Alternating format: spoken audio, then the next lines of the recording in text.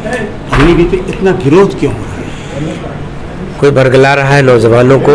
नौजवान को जिस दिन इसकी सच्चाई पता लगेगी, सरकार ने अपने रास्ते खोल दिए हैं। तीनों सेनाओं ने भी इसकी प्रक्रिया शुरू कर दी है। और जब उसकी वास्तु स्थिति, सच्चाई जब नौजवान को पता लगेगी तो निश्चित ही उसके लिए वो बहुत बड़ा मौका है। अपनी ज़िंदगी में नौकरी पूरी हुई और जीवन की मतलब पढ़ाई पूरी हुई, नौकरी की शुरुआत, नौकरियां उनके लिए खड़ी हैं। और इस देश का जब अधिकतम नौजवान, मैक्सिमम नौजवान सेना की ट्रेनिंग करके, सेना की नौकरी करके जब समाज में लौटेगा तो समाज के एक सामान्य नागरिक से ज़्यादा अनुशासित होगा और उसका समाज के प्रति योगदान और बढ़ेगा। दुनिया के तमाम ऐसे देश हैं जहां 100%, इजराइल जैसे देश दुनिया का सबसे छोटा देश है, चारों तरफ कैसे वो घिरा हुआ है, लेकिन 100% उसका नौजवान सेना की नौकरी अनिवार्य है। सर, आप इजराइल के मिसाल दे रहे हैं, इजराइल की आबादी बहुत कम है। सर, उसकी बात नहीं कह रहा हूँ, मैं कह रहा हूँ कि इस देश की अधिकतम संख्या नौजवानों को जब सेना में नौकरी करने का मौका मिलेगा, उसके बाद उनके जीवन में बहुत बड़ा परिवर्तन आएगा। मैं ये आपसे कह रहा हूँ जी। भाई साहब, आपको मैं बताऊं कि मैं पहली बार जब पूर्वांचल विकास बोर्ड का उपाध्यक्ष बना तब इस परिसर में आने का अवसर मिला और आज दोबारा मंत्री बन के आपके बीच में, वैसे ही मुझको आप बुलाते रहिए, ईश्वर मुझको प्रगति देता रहे। तो बहुत सौभाग्यशाली हूँ इस परिसर में दोबारा आने का अवसर। भाई वीरेंद्र राय जी, भाई दिनेश वर्मा जी, हमारे भाई प्रमोद राय जी, भाई राम जी गिरी जी,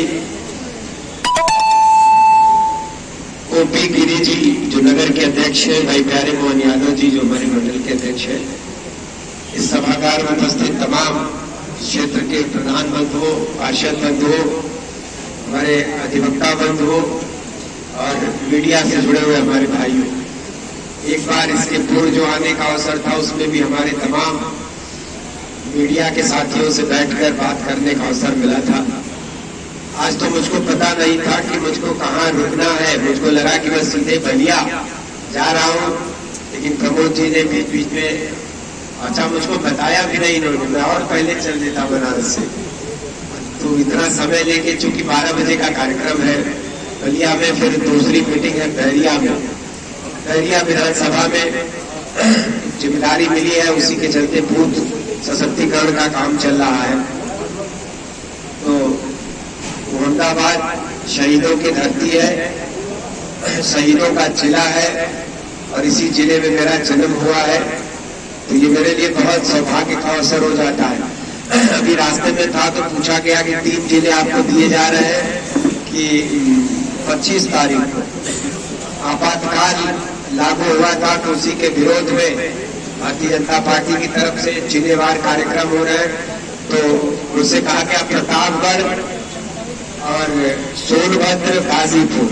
हमने कहा भैया गाजीपुर भेज दिया लोग, तो इसी बहाने आपके बीच में आता हूँ तो खुशी होती है।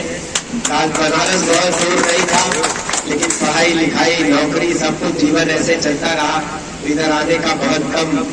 राय साहब का चुनाव था तो मैं आया था उनके चुनाव में 2 बार, और फिर अब इस बहाने आने का मौका मिल रहा है। बहुत बहुत आभारी हूँ आप सबका कि आपने हमको बुलाया और मेरे विचारों को सुना। मैं तो न बोलने में विश्वास करता हूँ, मेरा सुनने में मुझको ज्यादा लगता, आप लोग बोलते तो मैं सुनता तो ज्यादा अच्छा लगता, कारण कि आपके विचारों से बड़ी ताकत मिलती है और नई प्रेरणा मिलती है कुछ काम करने की। कुछ काम भाइयों ने दिया है, अभी बैठ के सब इसको गाड़ी में कर लूंगा, और मुझसे जो भी आपकी उम्मीदें हैं, झूठे वादे तो नहीं, लेकिन फिर भी प्रयास करता रहूं कि आपके अपने बीच में आता रहूं और आपके जिस भी काम आ सकूंगा, ये मेरे लिए बहुत सौभाग्य का दिन होगा।